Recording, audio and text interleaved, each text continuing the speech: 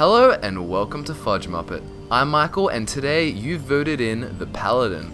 Whilst you may see some mod-based aesthetics within the video, this build and all of our future builds can be made in plain old vanilla Skyrim. Now, role-playing the Paladin revolves around keeping true to his virtues and seeking out and destroying that which is evil. The backstory for the Paladin is that he was a son within a very rich family of the Imperial City. His family flaunted their riches and spent it on frivolous goods. His family wasn't completely honest either. They were corrupt and weren't afraid to ruin the lives of others in order to improve the already luxurious life of themselves. The Paladin didn't like this, and for much of his upbringing he would give whatever he could of his own to others, whilst also paying for education and travel equipment for a time he envisioned he would live a life of his own. Eventually his parents passed away, and after inheriting their riches he embarked upon a pilgrimage around Cyrodiil, visiting cities, way shrines and temples, donating along the way. After giving most of his riches and helping all he could, he headed to Skyrim in order to aid those damaged by the Civil War.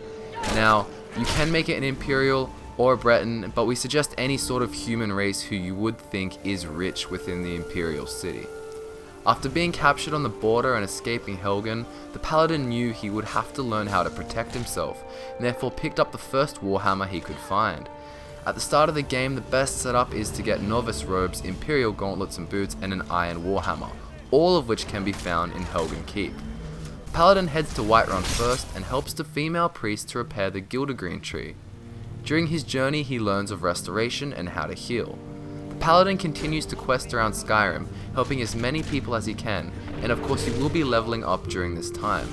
This goes on until vampire attacks begin to happen, and so the Paladin hears about the Dawnguard and fights alongside them. He does this in order to destroy the evil threat Skyrim will face.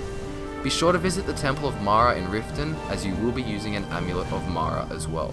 The Paladin also uses an entire steel plate set of armor, except of course for the main body slot, which will be replaced with apprentice robes of restoration.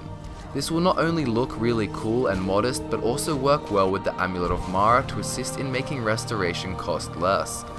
The Paladin uses enchanting as well as two-handed and restoration to make his skills more effective.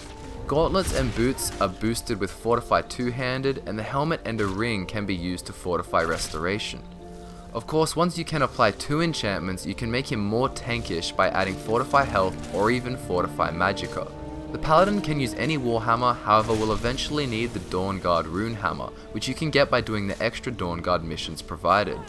This will not only be powerful, but will also allow you to place fire runes using a power bash, and therefore burn enemies further.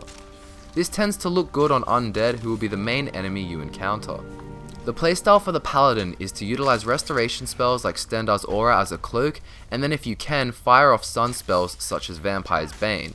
You do all this before switching to your warhammer, which of course you'll use to mash your enemies up. The Paladin of course is friendly at heart and shows much mercy to his foes.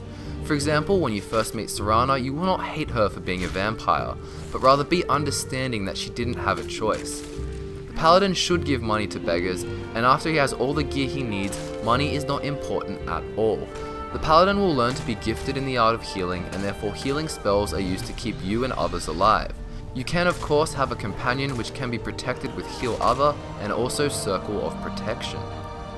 All the perks needed for this character can be found in a link in the description, alongside links to our Instagram, Twitter and Facebook, which you can check out for fun and also to vote for next build.